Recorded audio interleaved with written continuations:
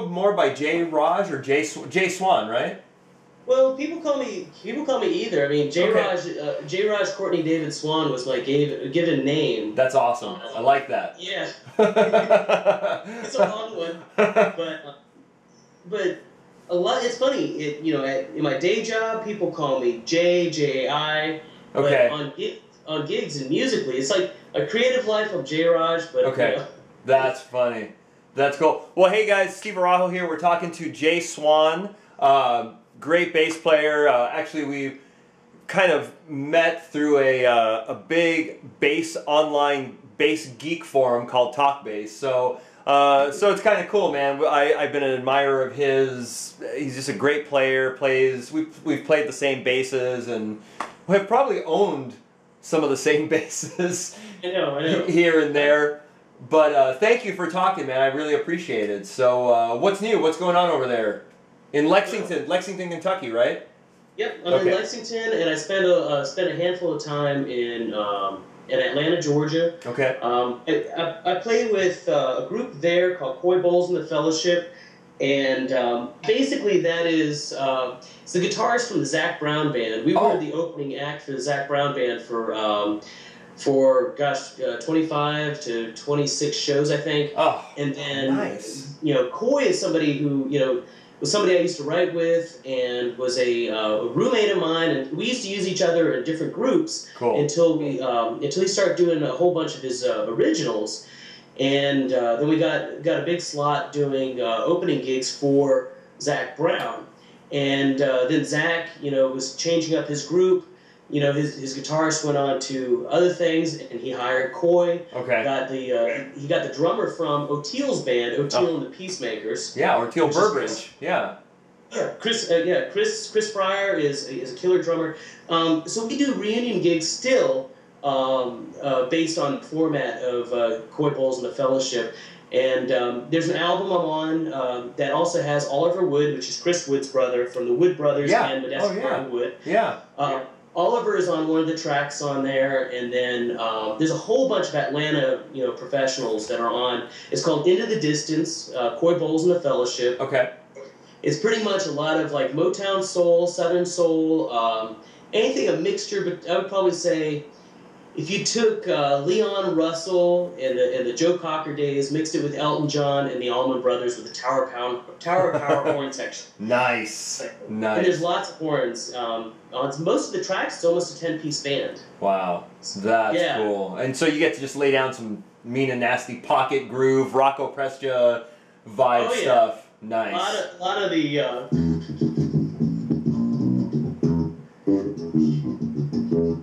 Nice. Is it loud enough? Or no, it sounds good. I'm pumping it up. So what bass is that? Benevente? Yeah, this is a Benevente. I worked with Brian to create. It's based off of the SCD 6-string model. Okay. And I've done a couple modifications. Actually, Brian helped me with this. It used to have just volume. I'll bring it up here. Okay. Volume, it's bass, mid, and treble. Mm-hmm. And I actually liked the sound of when I pulled up the bass knob, it made it passive. I liked it passive so much that I had Brian rewire this and do volume, tone for the first pickup, volume, tone, and then a switch between series, running them individual. Okay. And actually doing it in parallel. Okay. Where the only thing that you're using is this knob for volume, but it has individual tones. Nice. So, I mean, it gets a bit more beef. So, like, in series, it's like that, but it gets a lot more volume. When you go into parallel... Nice. I like it, man. So, yeah. And you're going totally passive now, right? Yep, there's no batteries in it. It used to have an 18-volt Benevente /low preamp. Okay. That I know you have in some of your low ends, right? Yeah, exactly. All right. I'm sans low ends right now. I'm just playing old vintage stuff, but I'll get a low end again. I miss them, but right now I'm just like old 60s P bass but the passive thing, that's all I play now. Yeah. I think you can get a lot more out of your tone, and if you use pedals, I think passive reacts with the pedals a bit better. Yeah. So I noticed when I was using, like, I use an octave pedal and I use a Dr. Q, kind of an edge of, like a little bit of an envelope filter. Okay. And with active electronics, I found that there's a lot more noise. There's a bit more distortion in it, unneeded or unexpected distortion. Extortion, yes. But with passive, I felt like I had a lot more control. A lot more of the tone was in my fingertips, and I just had a lot more control over it. Yeah. Other thing I had Chris do with this, instead of the real tight, 17.5 or 18 millimeter spacing, I really like all my basses, 4, 5, and 6, to be 19 millimeter, 34 inch. I do too. Because if I ever switch over to fretless, your muscle memory and all of that, it's just so much easier because you already have, your intonation's going to be great. If you're playing a 35-inch fretless 5-string and you're coming from, a 34-inch 4-string jazz, there's going to be, you're going to be playing microtone. You're going to be hitting some other notes. I run into that because I have an Elric 5 that's 35-inch. I love it, the fretless, but it really trips me out. And I have to work that much harder. And I don't want to when I'm playing fretless. I want to just be on automatic, and it's but it's such a great bass, and one of those things. But it's tough. I really like Elrics. I do like them. I do too, man. I do too. Well, and let's talk about you. I mean, you do. I looked on your website. So I know you play music. You're busy as a musician, but you also do photography. I kind of want to touch on that too. Yeah, well, I dabbled in it. I grew up, my father is an artist, a photographer, a sculptor, and so I grew up many summers spending time in his dark room, and I grew up from the film side of photography. Yeah, oh yeah. And then throughout middle school and high school in Massachusetts, as well as college, I was always in a dark room, and I was a late bloomer to the digital stuff. Got it. I think one of my first digital cameras was just a little Nikon point and shoot, and I was like, well, this is neat for capturing stuff and being able to share with friends. Yeah. But when I want to do actual photography, I always went back to medium format, Mamiya RB67. Yeah. And then I had a handful of Nikons. And as far as 35 millimeter, I've always been a Nikon gear nut. Okay. And not too long ago, I took the plunge to a really good SLR Nikon. It was back in 2005, I think. It was a D70, and recently, just this last year, I got a D90, which I really like. Nice. It's a beautiful camera. It's got it's way more robust than any of the options and little tools and tricks and toys that I use on a standard basis. I try to shoot as much manual format in a digital, in a digital platform. Got it. But I like to do stills. I pretty much focus on stills, fine art. I love architecture because one of my passions and what I do for a day job is also work in historic preservation. That's right. That's right. I take old schools. Really decommissioned old schools. Okay. And we convert them into low-income housing tax credit properties for those. And these schools have been abandoned for many years. So I love architecture. So that's one of the elements of photography I do. That's awesome, man. Now, my other question, I know you're a sideman and stuff, but you do a lot of solo-based stuff too, right? Solo and duet. Tonight, actually, I'm playing at a place called Common Grounds here in Lexington, and I'm doing a duet with Michael Miller. It's called the Miller Swann. Yeah, he's a drummer. Okay. And Miller Swann duet. And what I do is I take a handful of looping, and we improv back and forth. We throw the ball around. We have a lot of fun. It's pretty interactive, and it's just kind of interplay between two musicians.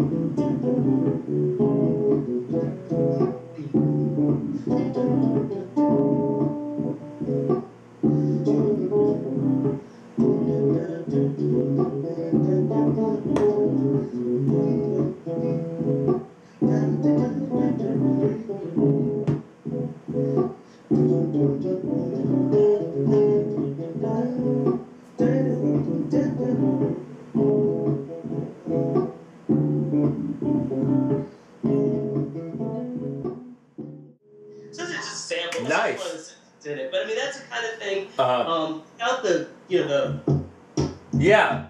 without that, Michael, the drummer, doing it. But some of my solo stuff, I'll do some coffee house things where I'm just building a song on the spot. I use a very primitive RC20 looper. That's the Boss looper. Yeah. Okay. Boss looper. It's not even the XL. I've just gotten accustomed to it. It was really easy, and if I make a mistake on it, I will really just build the song back up again. Yeah.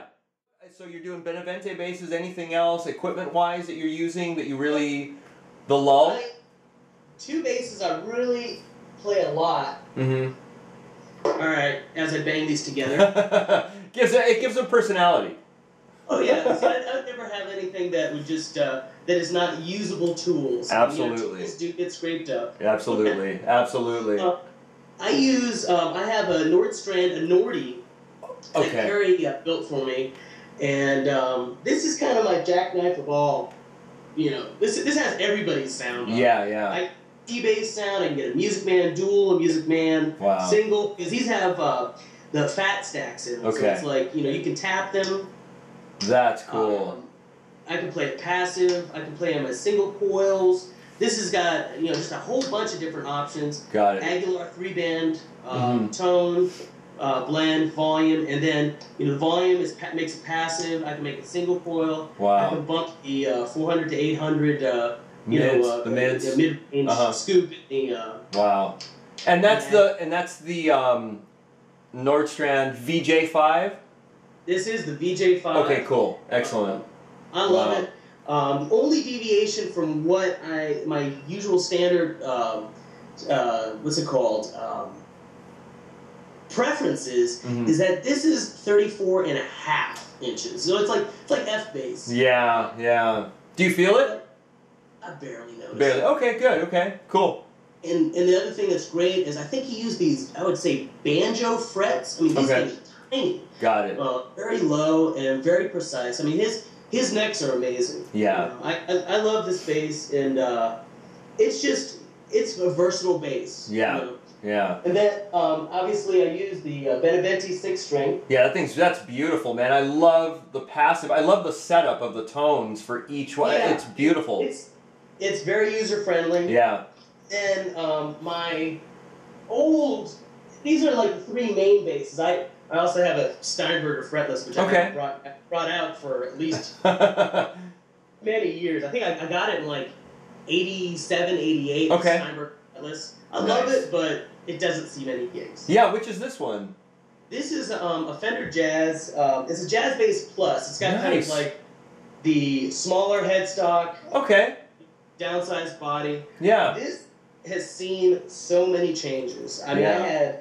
It came with the standard Kubicki preamp at one point. Oh, okay.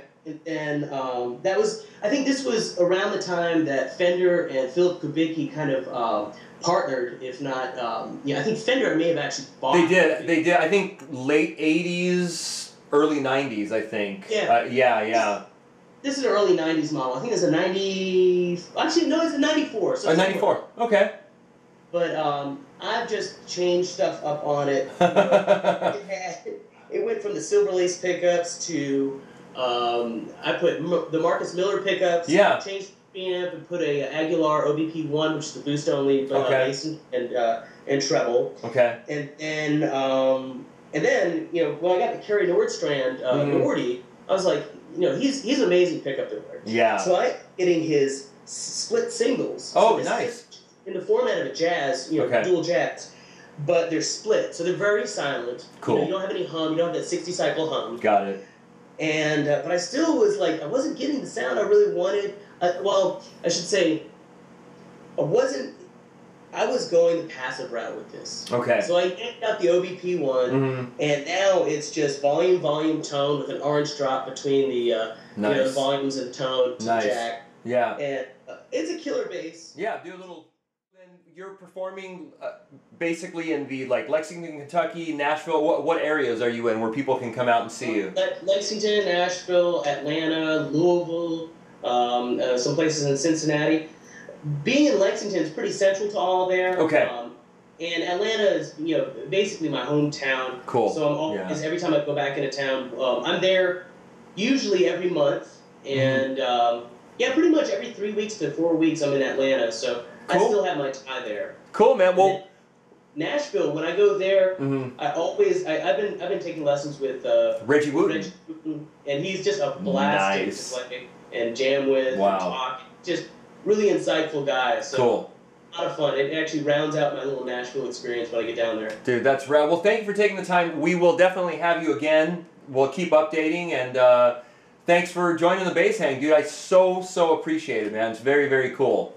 Well, thank you for all this, and the Bass Hang is a great. I think it's a great opportunity, and it's great, online, bass-centric videos and information and blog. I think, Steve, you got a great thing going on. Oh, man. Well, thanks, Jay. I'm just going to keep doing it. What the heck? So, thank you, but I do appreciate it, man. Thanks again, dude. All right. Thank you. Cool. End scene! Cut. Dude, I feel like such a...